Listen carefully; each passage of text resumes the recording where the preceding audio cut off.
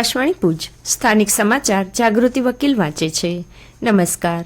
ગુજરાત વિધાનસભાનું 3 દિવસનું ચોમાસું સત્ર આવતીકાલથી શરૂ થઈ રહ્યું છે. 15મી વિધાનસભાનું 5મું સત્ર 21 થી 23 ઓગસ્ટ એમ 3 દિવસનું રહેશે. આ 3 દિવસના પ્રથમ દિવસે શરૂઆતમાં ગુજરાત વિધાનસભામાં પૂર્વ ધારાસભ્યો અને અન્ય રાજકીય સામાજિક આગેવાનોના નિધન અંગે શોક દર્શક ઠરાવ પસાર કરીને તેમને શ્રદ્ધાંજલિ આપવામાં આવશે.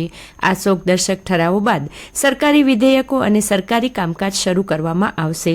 પહેલા દિવસે 2 સત્રમાં કામગીરી કરવામાં આવશે, જ્યારે ગુરુવાર એટલે કે સત્રના બીજા દિવસે સરકારી વિધેયકો રજૂ કરવામાં આવશે અને ગૃહના કામકાજના સમય દરમિયાન આ કામગીરી અને વિધેયકો પર ચર્ચા કરવામાં આવશે. સત્રના ત્રીજા અને અંતિમ દિવસે સરકારી વિધેયકો અને સરકારી કામકાજ કરવામાં આવશે, જ્યારે અંતિમ સત્રમાં છેલ્લા દિવસનો પ્રસ્તાવ રજૂ કરીને ગૃહનું સમાપન કરવામાં આવશે. ભારતમાં ગત વર્ષે ચંદ્રયાન 3 મિશનની સફળતાના પરિણામે પ્રધાનમંત્રી નરેન્દ્ર મોદી દ્વારા દર વર્ષે 23 ઓગસ્ટે નેશનલ સ્પેસ ડે તરીકે ઉજવવાની જાહેરાત કરવામાં આવી છે. જેના ભાગરૂપે national forensic science university Gandhinagar ખાતે નેશનલ સ્પેસ ડેના ઉપલક્ષ્યમાં એક દિવસીય વર્કશોપ યોજાયો હતો. દર વર્ષે રાજ્ય સરકાર દ્વારા રાજ્યના શૈક્ષણિક ક્ષેત્રે ઉત્તમ કામગીરી કરનારા શિક્ષકોને શ્રેષ્ઠ શિક્ષક રાજ્ય પારિતોષિક એવોર્ડથી સન્માનિત કરવામાં આવે છે. તે મુજબ વર્ષ 2024માં રાજ્યમાં 28 શિક્ષકોને પસંદ કરાયા છે, જેમને આગામી 5 સપ્ટેમ્બર શિક્ષક દિને સન્માનવામાં આવશે તેવું શિક્ષણ વિભાગની યાદીમાં જણાવાયું છે.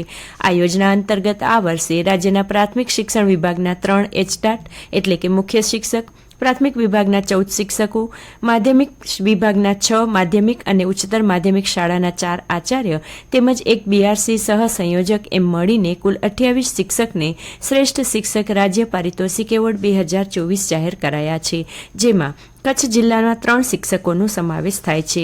પ્રાથમિક વિભાગમાં એચટાટ આચાર્ય ગાયત્રીનગર પ્રાથમિક શાળાના શ્રી લાખાભાઈ રબારી, માધ્યમિક વિભાગમાં એમએસવી હાઈસ્કૂલ માધાપરના શિક્ષક શ્રી દિનેશભાઈ ડાકી, માધ્યમિક ઉચ્ચ માધ્યમિક આચાર્ય ખીમજી રામદાસ કન્યા વિદ્યાલય માંડવીના આચાર્ય શ્રી હંસાબેન પંડ્યાની પસંદગી થતાં તે સૌને અભિનંદન મળી રહ્યા છે.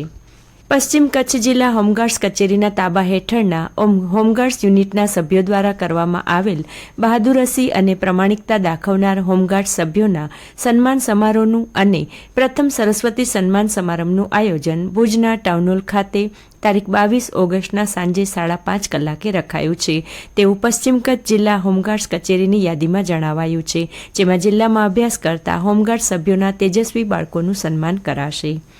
કચ્છ સંગ્રહાલય ભુજ દ્વારા આઝાદીના અમૃતકાળ દરમિયાન આંતરરાષ્ટ્રીય યુવા દિવસ, સ્વતંત્રતા દિવસ તથા વિશ્વ ફોટોગ્રાફી દિવસને સાંકળીને કચ્છ સંગ્રહાલય ભુજ દ્વારા મારું કચ્છ કલાકાર તથા કારીગર સાથે આખો દિવસ આ વિષય પર ફોટોગ્રાફી હરીફાઈનું આયોજન કરાયું હતું, જેમાં આવેલી એન્ટ્રીમાંથી ફોટોગ્રાફી અને વિરાસત ક્ષેત્રના નિર્ણાયકોની સમિતિ દ્વારા પસંદગી પામેલ બેસ્ટ ફોટોગ્રાફ્સનું પ્રદર્શન આવતીકાલના સાંજે 5:30 કલાકે કચ્છ સંગ્રહાલય ખાતે કચ્છ યુનિવર્સિટી ભુજના કુલપતિ શ્રી મોહનભાઈ પટેલના હસ્તે નાગરિકો માટે ખુલ્લું મૂકવામાં આવશે. આ પ્રદર્શન તારીખ 22 થી 24 સુધી સવારે 10 થી સાંજે 6 વાગ્યા સુધી નિઃશુલ્ક જોવા મળશે તેવું ક્યુરેટર કચ્છ સંગ્રહાલયની અખબારી યાદીમાં જણાવાયું છે. ચોમાસા દરમિયાન વીજ સમસ્યાનું પ્રમાણ વધી જતાં કચ્છમાં પીજીવીસીએલ દ્વારા પ્રથમ તબક્કે શહેરમાં ફોલ્ટના મૂળ સુધી પહોંચી વીજ સમસ્યા નિવારવાના પ્રયત્નો કરાયા છે. હાલ ભુજ, મુન્દ્રા અને માંડવીમાં 1.5 લાખ વીજ ગ્રાહકો માટે નવી ટેકનોલોજી અપનાવવામાં આવી છે, જે અંતર્ગત 600 ટ્રાન્સફોર્મરમાં વર્ટિકલ બૂટ લગાવાયા છે, તો સ્પાર્કને રોકવા 800 જોઈન્ટ વાયરમાં વીજ કંડક્ટર લગાવી ગ્રામ્ય વિસ્તારમાં ધ્યાન અપાશે, જેથી ચોમાસા દરમિયાન સાતત્યપૂર્ણ સરળ વીજ પુરવઠો જળવાઈ રહે તેવું પીજીવીસીએલ ભુજ સર્કલના અધિક્ષક ભરત રાઠોડે જણાવ્યું હતું. કૃષિ ક્ષેત્રમાં અદ્યતન ડ્રોન ટેકનોલોજીના ઉપયોગથી ખેડૂતોનો સમય અને નાણાંની બચત થાય તે હેતુથી સરકાર દ્વારા કૃષિ ક્ષેત્રમાં અદ્યતન ડ્રોન ટેકનોલોજી યોજના અંતર્ગત 90% અથવા વધુમાં વધુ ₹502 માંથી જે ઓછું હશે તે રકમ પ્રતિ છંટકાવ મળવાપાત્ર રહેશે. અને આ સાથે આ સમાચાર બુલેટિન પૂરું થયું. નમસ્કાર.